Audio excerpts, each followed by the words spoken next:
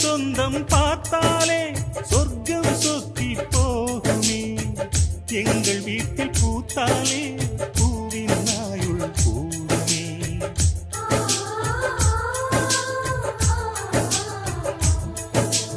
இரண்டு கண்கள் என்றாலும் பார்வை என்றும் ஒன்றுதான்.